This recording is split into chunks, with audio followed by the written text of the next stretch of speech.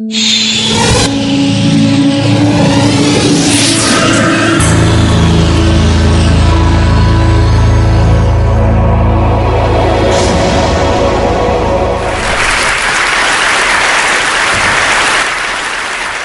human child is born, and for quite a long time it's a consumer. It cannot be consciously a contributor.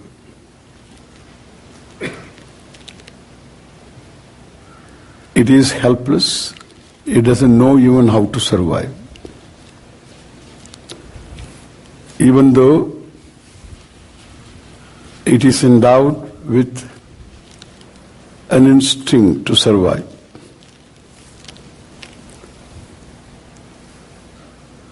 It needs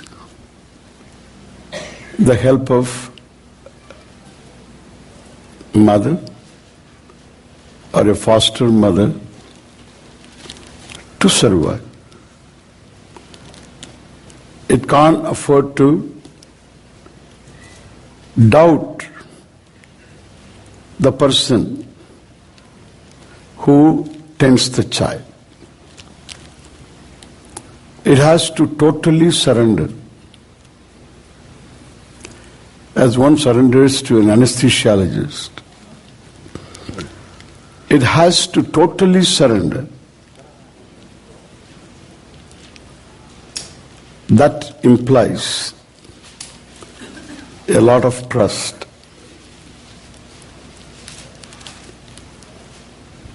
That implies the trusted person won't violate the trust. As the child grows, it begins to discover that the person trusted is violating the trust. He doesn't know even the word violation. Therefore, it has to blame itself. A wordless blame, which is more difficult to really resolve. A wordless self-blame. As the child grows to become an adult, so far it has been a consumer, but the growth of a human being lies in his or her capacity to contribute, to be a contributor. One cannot contribute unless one feels secure. One feels big. One feels I have enough. To be compassionate is not a joke. It's not that simple. One has to discover a certain bigness in oneself. That bigness should be centered on oneself. Not in terms of money, not in terms of power you wield, not in terms of any status that you can command in the society. But it should be centered on oneself. The self, you are self-aware. On that self it should be centered, a bigness, a wholeness. Otherwise, compassion is just a word and a dream. You can be compassionate occasionally. More moved by empathy than by compassion. Thank God we are empathetic. When somebody is in pain, we pick up the pain.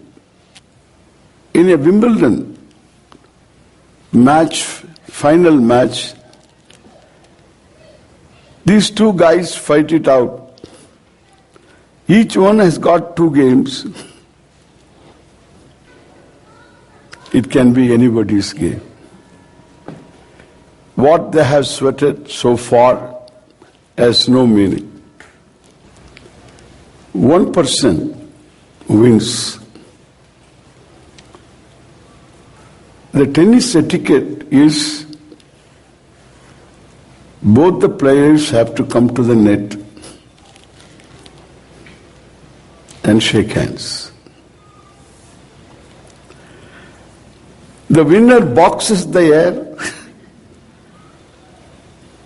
and kisses the ground, throws his shirt as though somebody is waiting for him. And this guy has to come to the net. When he comes to the net, you see his whole face changes. It looks as though he is wishing that he didn't win. Why? Empathy. That's human heart. No human heart is denied of that empathy. No religion can demolish that by indoctrination. No culture, no nation and nationalism, nothing can touch it because it is empathy. And that capacity to empathize is the window through which you reach out to people. You do something that makes the difference in somebody's life. Even words, even time. Compassion is not defined in one form. There is no Indian compassion. There is no American compassion. It transcends nation, gender, age. Why? Because it is there in everybody. It's experienced by people occasionally. Then this occasional compassion we are not talking about. It will ever remain occasional. By mandate, you cannot make a person compassionate.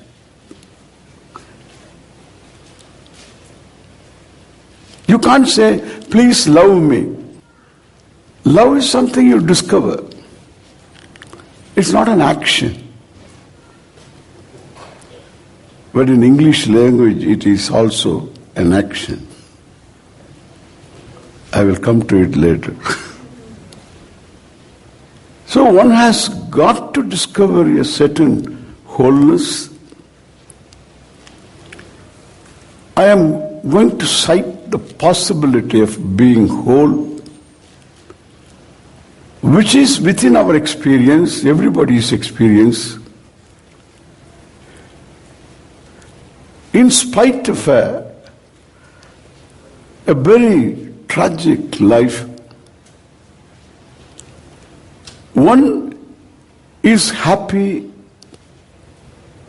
in moments which are very few and far between. And the one who is happy, even for a slapstick joke,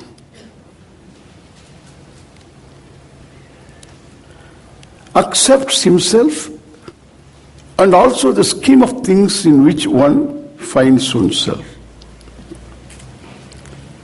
That means the whole universe, known things and unknown things, all of them are totally accepted because you discover your wholeness in yourself. So one has got to discover a certain wholeness. I am going to cite the possibility of being whole, which is within our experience, everybody's experience.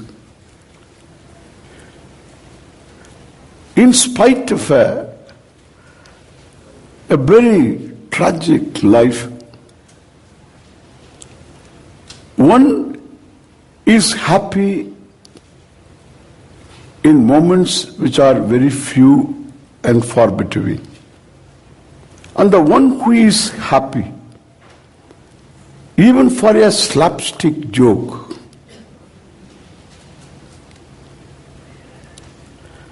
accepts himself and also the scheme of things in which one finds oneself. That means the whole universe, known things and unknown things, all of them are totally accepted because you discover your wholeness in yourself. The subject, me, and the object, the scheme of things, fuse into oneness. An experience nobody can say, I am denied of. An experience common to all and sundry. That experience confirms that in spite of all your limitations, all your wants, desires unfulfilled, and the credit cards, and layoffs, and finally baldness, you can be happy. The extension of the logic is that you don't need to fulfill your desire to be happy. You are the very happiness, the wholeness that you want to be. There is no choice in this. That only confirms the reality that the wholeness cannot be different from you, cannot be minus you. It has got to be you. You cannot be a part of wholeness and still be whole. A moment of happiness reveals that reality, that realization, that recognition. Maybe I am the whole. Maybe the Swami is right. Maybe the Swami is right. You start a new life. Then everything becomes meaningful. I have no more reason to blame myself. If one has to blame oneself, one has got million reasons plus many. But if I say, in spite of my body being limited, if it is black, it is not white. If it is white, it is not black. Body is limited. Any which way you look at it, limited.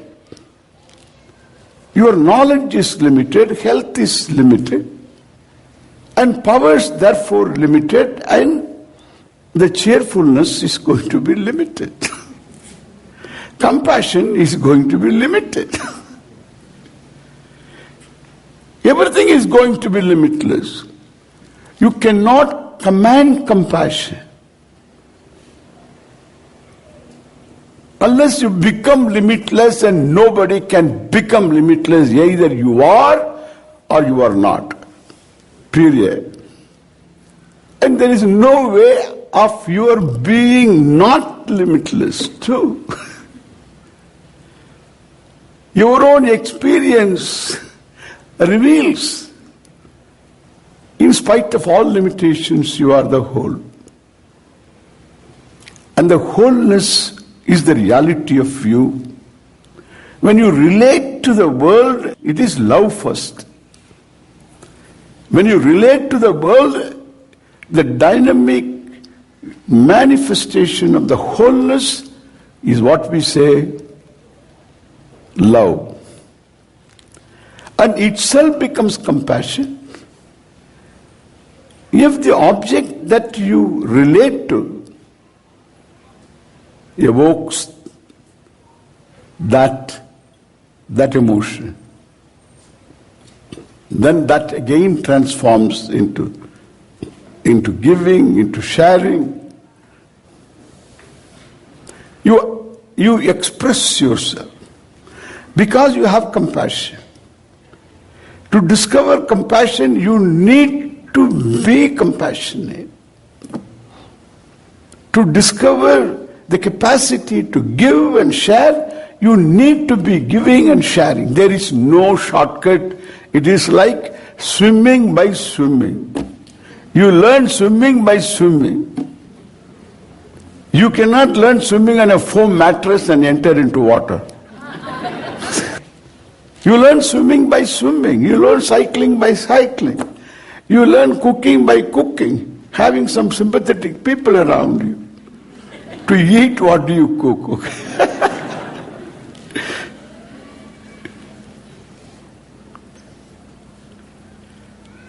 And therefore what I say, you have to fake it and make it.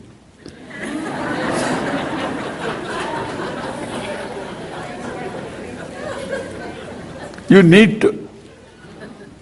My predecessor meant that. You have to act it out. You have to act compassionately. There is no verb for compassion. But you have an adverb for compassion. That's interesting to me. You act compassionately. But then how to act compassionately if I don't have compassion? That is where you fake. You fake it and make it. This is the mantra of United States of America. You fake it and make it. You act compassionately as though you have compassion. Grind your teeth. Take all the support system. If you know how to pray, pray. Ask for compassion. Let me act compassionately. Do it. You will discover compassion and also slowly a relative compassion, and slowly perhaps if you get the right teaching, you will discover compassion is a dynamic manifestation of the reality of yourself, which is oneness, wholeness, and that's what you are. With these words, thank you very much.